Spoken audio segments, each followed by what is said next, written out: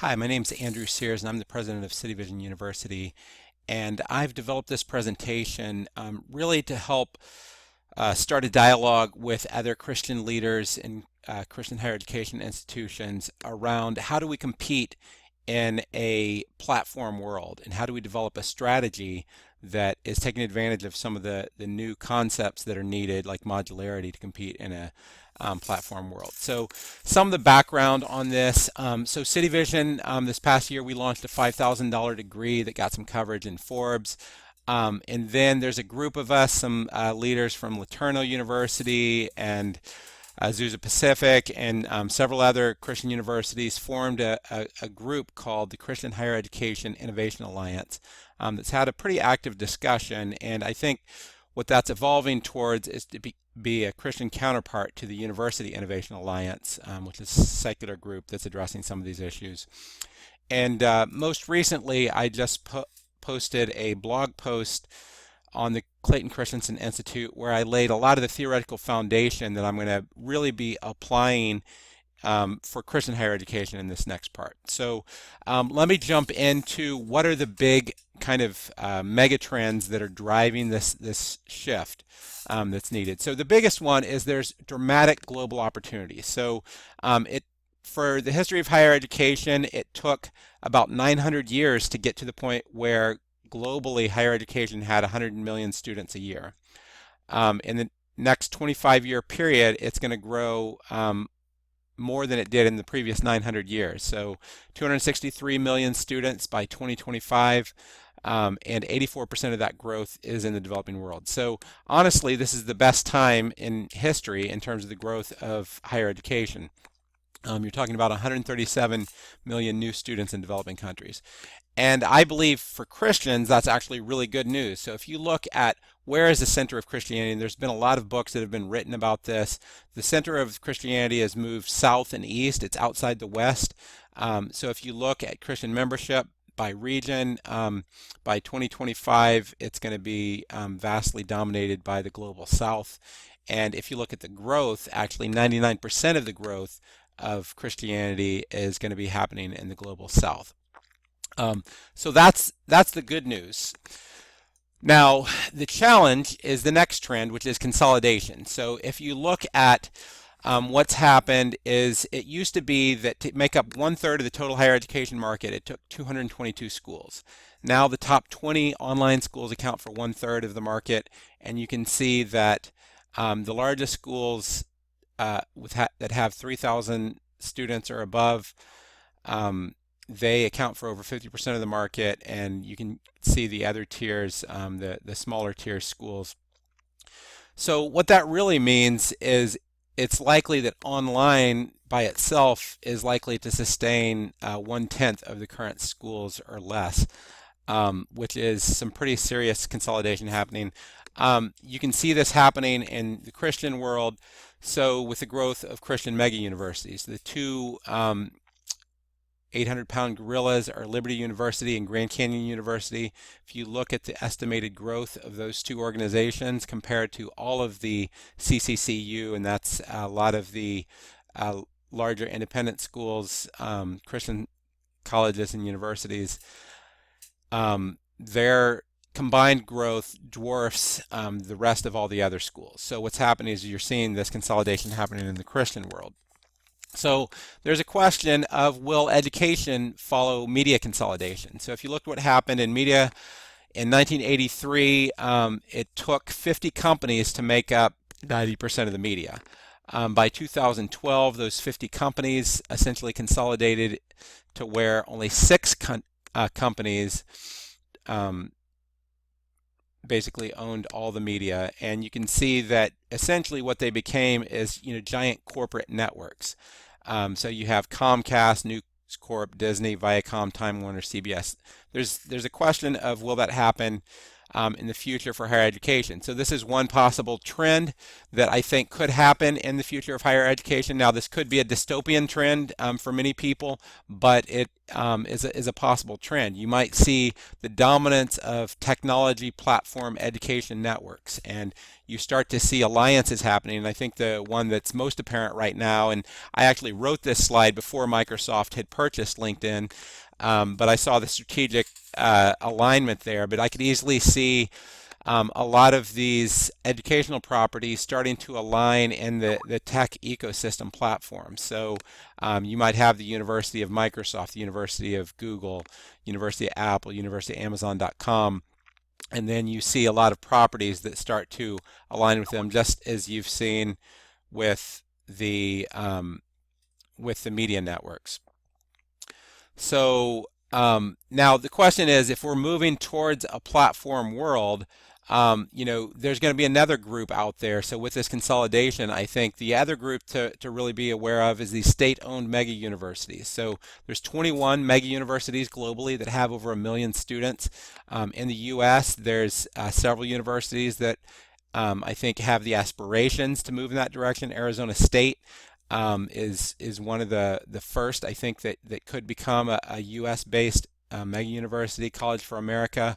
So you might see this competition, and I'm using this term coopetition. So these mega universities are going to partner with the technology platforms, but they're also going to compete with them because the technology platforms are going to be an alternative to them increasingly. So the question is, how do Christians compete in this world? So I think that in many ways there's going to be this Christian ecosystem, educational ecosystem that we need to be thinking about, and there's going to be some major global players. So Liberty University and Grand Canyon University right now are some, whether you like their approach or not, they're able to compete on a global marketplace. But there's other factors that I would say are starting to contribute to this Christian education ecosystem. So YouVersion, the Bible, there's others. Right Now Media that is kind of providing a Netflix of small groups material, and Third Millennium Ministries is providing free Christian courseware and other groups. So the question is, can our ecosystem compete effectively with these other ecosystems? And I really think that is going to be the dominant question, and it's not going to be just a competition. I think it's going to be a coopetition. So we're going to build on some of these platforms. We'll utilize government aid whenever possible, but ultimately the question is, can we compete? And so a lot of what I want to look at is three possible futures. So one is, and I talked about this in my my doctoral dissertation was focused on disruptive innovation in Christian higher education. Now, one possible future is that the world becomes dominated by these tech platforms. So the University of Microsoft, University of Google, you start to see 60% of the credentials in the world might go through those platforms. They may or may not be universities, but 60% of the credentials may be going through those. And while that may not seem likely right now, by 2030, 2040, I think that that's a very distinct possibility. The other option is that the state mega universities dominate the future. So this is what's being promoted by Hillary Clinton and a lot of other schools. So you have University of South Africa, several Indian universities with 1 million plus students, and that could be where you, in both of these scenarios, you see a 40% decline in Christian higher education globally. Now, what we'd like to do is, how do we look at the preferred future? How could we have growth? I think that the tech platforms are likely to grow, but what if Christian higher education grew from what I would estimate to be 5% to 25% globally? Now that may seem far-fetched, but I actually think that the trends are aligned that could actually happen, because the vast majority of the growth is happening in higher education, is happening in developing countries, the same place where Christianity is growing the most. So, but the question is, can we get an effective strategy to compete in a platform world? Microsoft recently had a dramatically change their strategy. They were using an old playbook, and Christian higher education is using an old playbook where we each of us have our own silos, and we're not thinking about the whole entity of Christian higher education globally. How do we develop an ecosystem? So ultimately, the challenge is you have these three overarching trends: global higher education growth, the growth of Christianity in the majority world, and consolidation. So how do we get that preferred future? So that's what the rest of my talk is going to talk about. So I talk a lot with Christian organizations, and they're concerned. They have this. They would never call it remnant theology, like we're the only ones going to be left, but that's kind of the mindset that Christianity is on the decline in the West, and that's likely to happen with Christian higher education. And I think that's shown by this chart. Whenever you look at is education globally more secular or Christian? And it depends really on how you ask the question, because if you define it as higher education, then Christian higher education probably is around 5%. So it's by far dominant. But if you look at it more broadly and you say, let's look at all education, what institution has people going to educational programs weekly, more people than anywhere else in the world? You have over 1.5 billion church attenders. So then the largest educational institution by far is the Christian church. So I think that type of framing is actually really important to think about. Okay, how can Christians compete in a global world? Because if we let them define the framework according to this pie chart on the left, then it's going to be a losing battle. But if we can increasingly look at it from the pie chart on the right, then I think that's going to improve things. So ultimately, I think that what's really important is to look at Christian education in terms of an iceberg. And most people think of it as the accredited education. That's the tip of the iceberg. And that's primarily happens in the parachurch. So Christian universities, Bible colleges, seminaries, Christian liberal arts colleges, and that's accredited education. But that's really the tip of the iceberg. There's another group that I would say is non-traditional but potentially accreditable education. And this primarily happens in the church. So you have Bible institutes, tens of thousands of Bible institutes. Some of these are incredibly rigorous, much more rigorous than some Christian colleges and universities in some cases, but they aren't accredited. And then there's other things, ministry experiences. How many pastors have you met have been doing it for 20 years, maybe have a multi-thousand person church, very healthy, but they don't have a degree. Educational discipleship programs, like happens at a lot of rescue missions or other programs.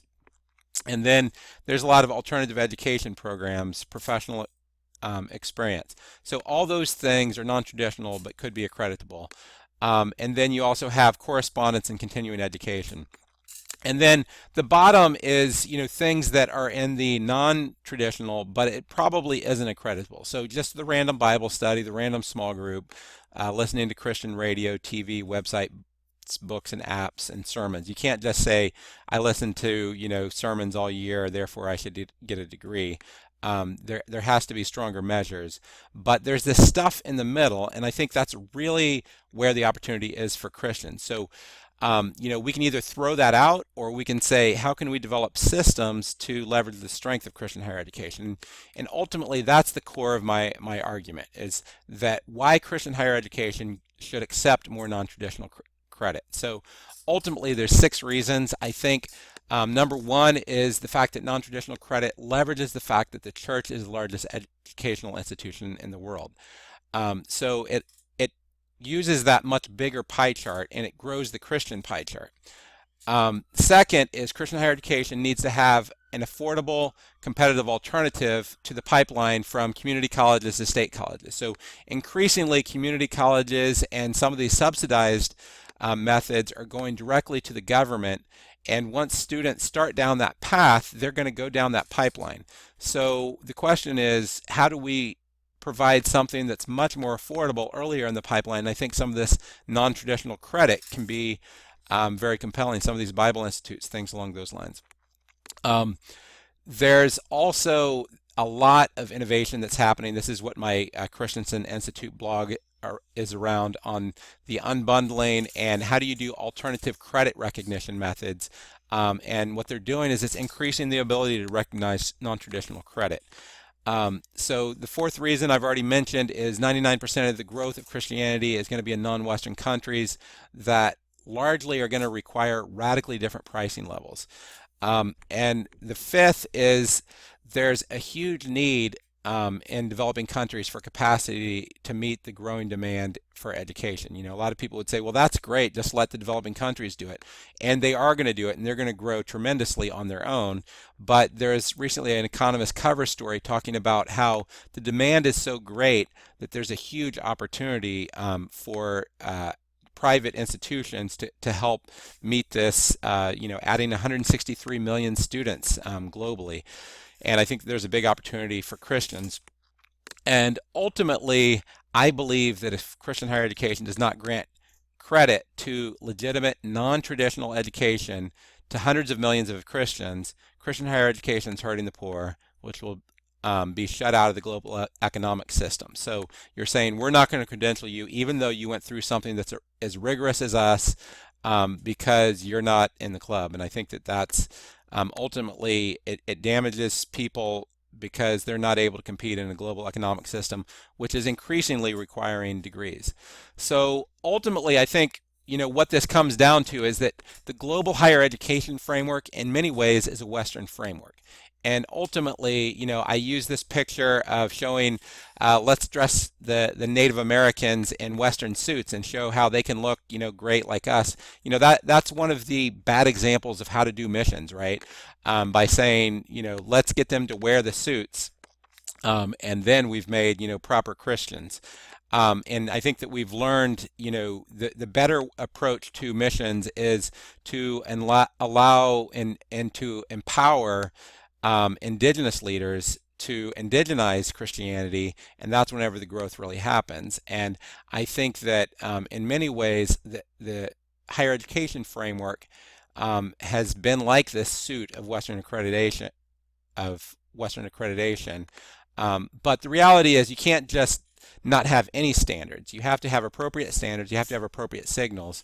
And there, I think if you look at some of the global systems for not just higher education, but for tertiary education, which is more all-inclusive, and vocational education, I think that there's a big opportunity. And that's where we've really been trying to innovate. And that's how we've pulled together our $5,000 degree. So we still run an accredited university. That accredited, the last year of that degree cost us $3,500. But what we've done is we've said, let's look at these vocational qualifications, and that's an unbundled system that is throughout most of the world, where you can get a stackable credential.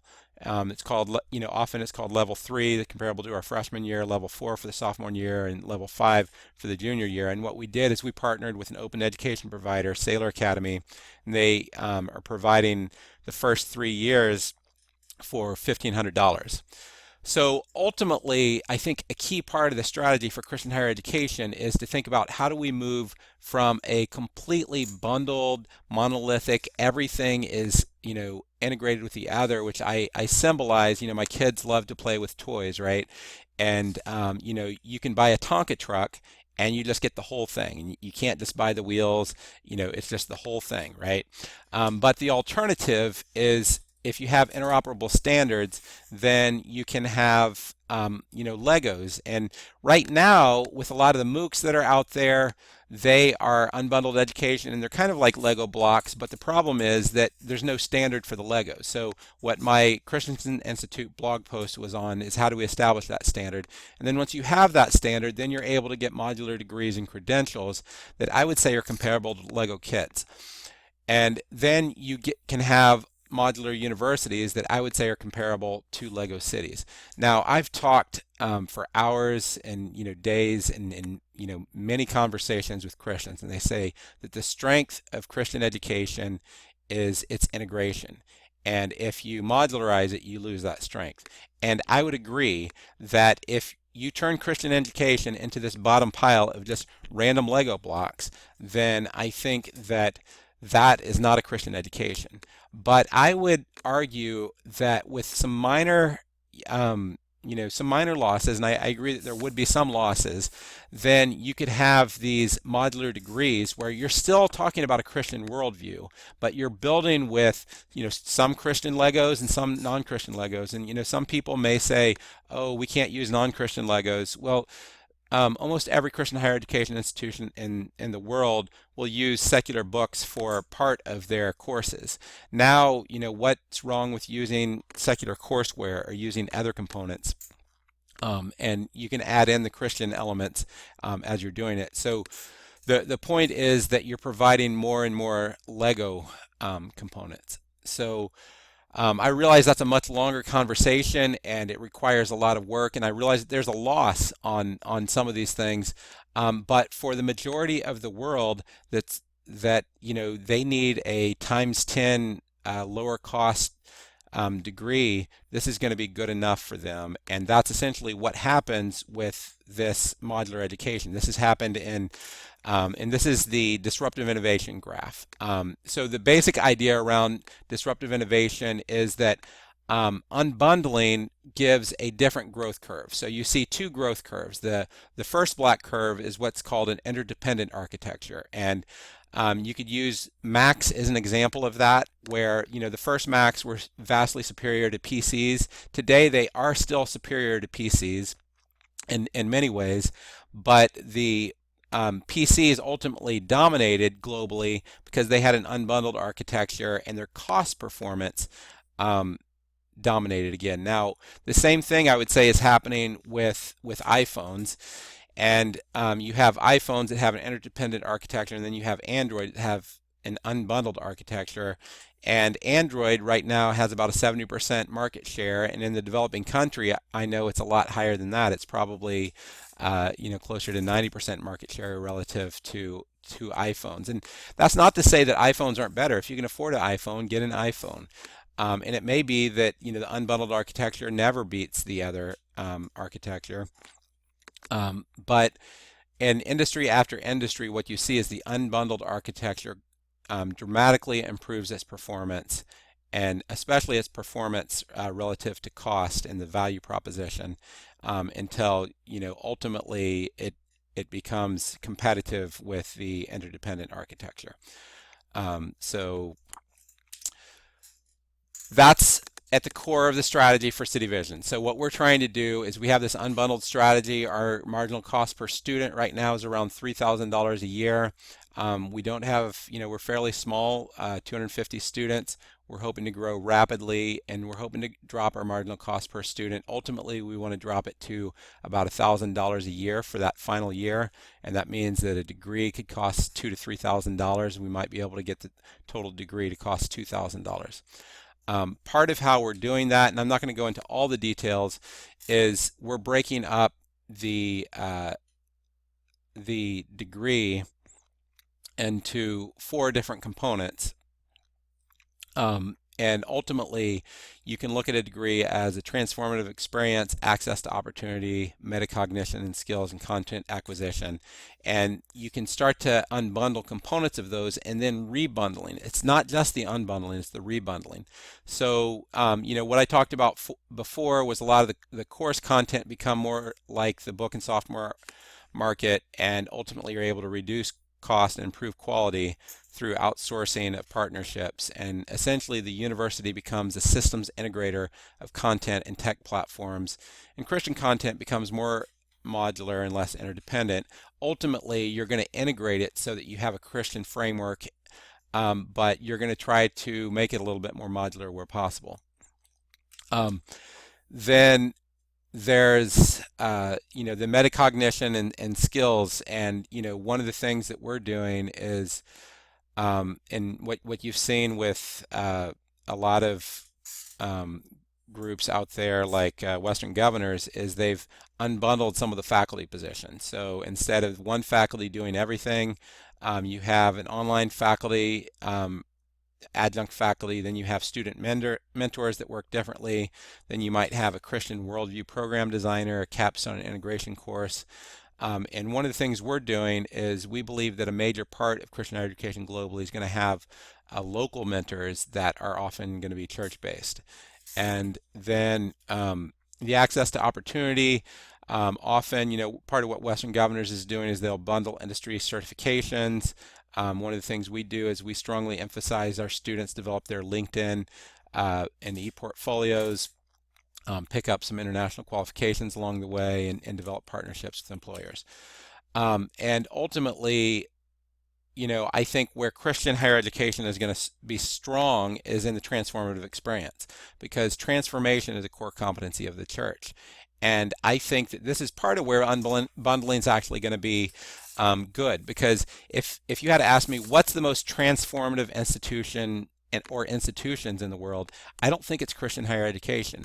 I think it's actually going to be Christian churches.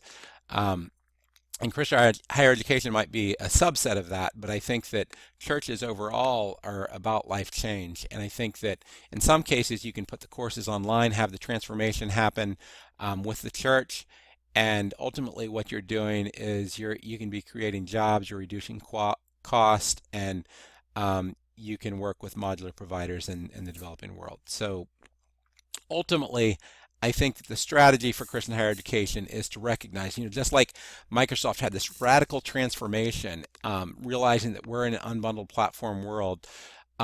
I think Christian higher education needs to do that. So some of the things that need to happen. So one, Christian accreditors should allow schools to accept at least 75% of undergraduate of their undergraduate degrees, and potentially even graduate degrees, from non-traditional sources of credit. So that's going to enable more unbundling.